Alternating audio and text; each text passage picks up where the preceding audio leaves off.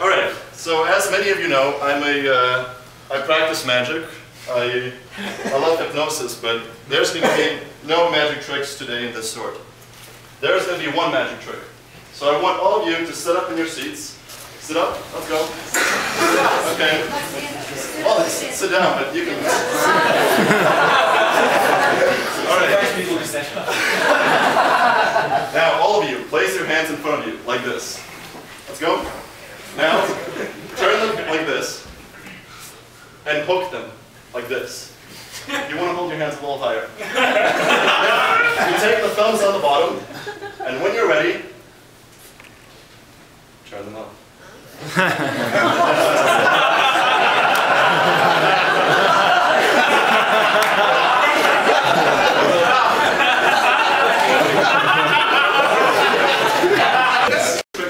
While you were looking, I told you to raise your hands, to put them higher. Meanwhile, instead of doing this, I just did this. Here's the real magic.